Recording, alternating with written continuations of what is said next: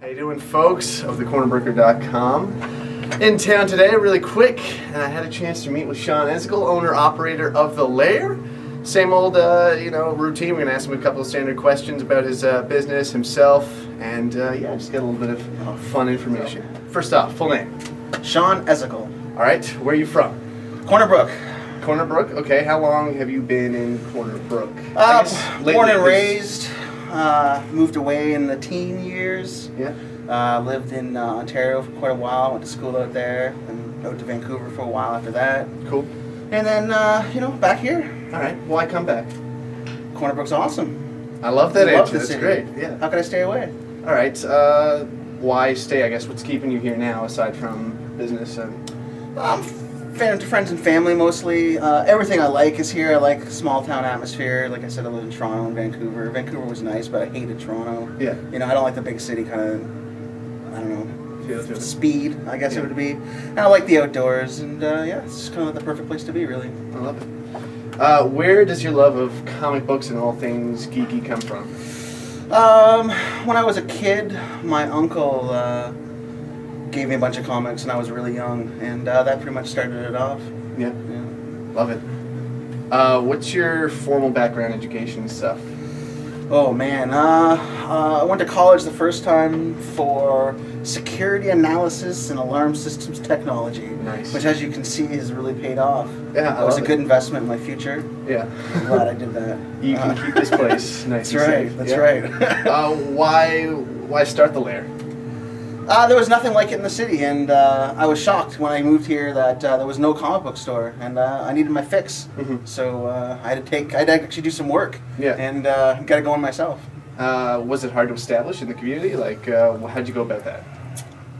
It was harder than I thought to get support from government, but though the community's been really, really strong and really supportive. There's a lot of people in the city that love the store, and without them, I wouldn't still be here. Excellent. Yeah, we're great for that. Okay, what kind of reception have you had since you started up? When was your beginning date? Last November, so a little, a year and a few months ago. Yeah.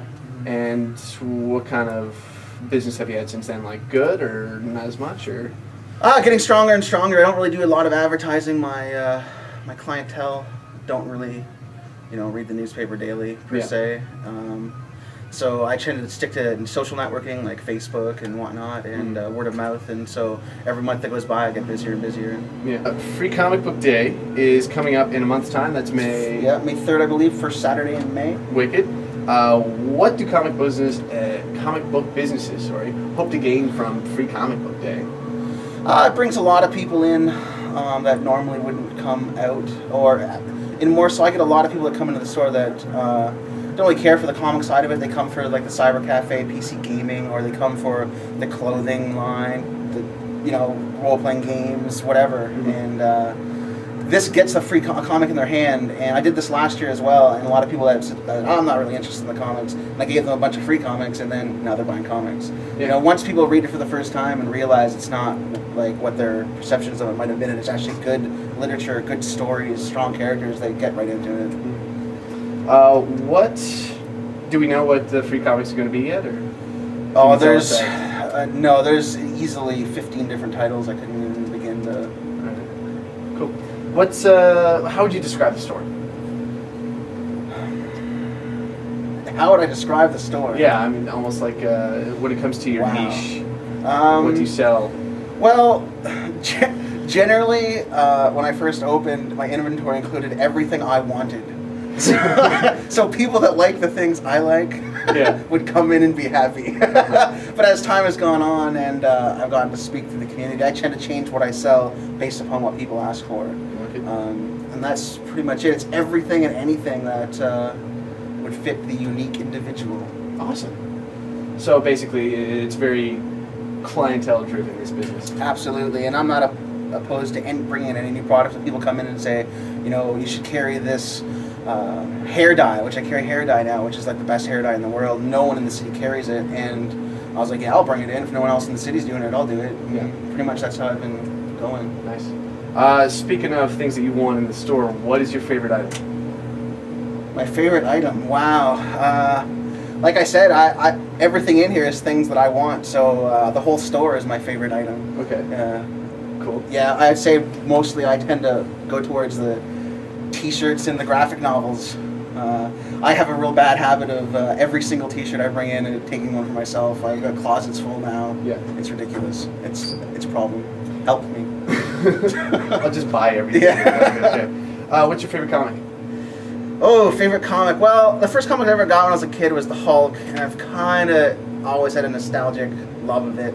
But I'd say these days it's fallen more towards Deadpool. Wicked. And which there will be a big movie coming out in a couple of years, and it's gonna. I'm hoping for good things. Ryan Reynolds is in it. Yeah. Beautiful. Speaking of movies, what's your favorite? Wicked. I'd say of the quote-unquote geek movie types, Lord of the Rings by far is raised the bar above any other and was, yeah, definitely the best ever. Excellent. Yeah. Love it. Okay, got that. All right, favorite number.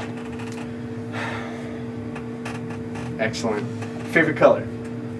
Favorite color? Yeah. Black and red. Why? I don't know, just always had to think for it. Wicked. Yeah. And how much wood would a woodchuck chuck if a woodchuck could chuck wood? Well, everyone knows that a woodchuck can't chuck wood, so a woodchuck wouldn't chuck any wood. I've been told. Thank you all very much for tuning in. Drop by for Free Comic Book Day on May 3rd.